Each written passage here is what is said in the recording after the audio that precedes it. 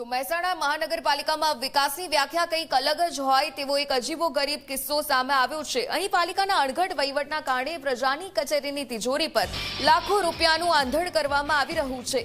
મહેસાણામાં રામોસણા 4 રસ્તાથી ફતેપુરા સર્કલ તરફ જતા મુખ્ય હાઈવે પર વીજ થાંભલા એકદમ ચાલુ સ્થિતિમાં છે અને લાઇટો પણ યોગ્ય પ્રકાશ આપી રહી છે। આમ છતાં આ સારા થાંભલાઓની બિલકુલ બાજુમાં જ પ્રશાસન દ્વારા તદ્દન નવા વીજ થાંભલા ઊભા કરવાની કામગીરી શરૂ કરી દેવામાં આવી છે।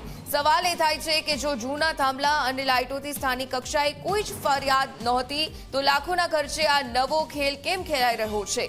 આ સમગ્ર વિવાદ પાછળ પાલિકા તંત્ર એવો લૂલો બચાવ કરી રહ્યું છે કે હાલના વીજ થાંભલા નીચે છે, જેથી રોડ પર પૂરતો પ્રકાશ ફેલાતો નથી અને એટલે જ હવે વધુ ઊંચાઈ ધરાવતા નવા વીજ થાંભલા નાખવામાં આવી રહ્યા છે।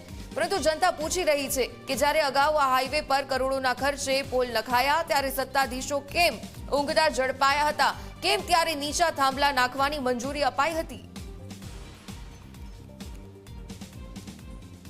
આ સમગ્ર બાબતને જોતા ત્યાં ઊંચા થાંભલા જે 8 થી 12 મીટરના હાઈટના હોય એવી જરૂરિયાત જણાયેલ હતી।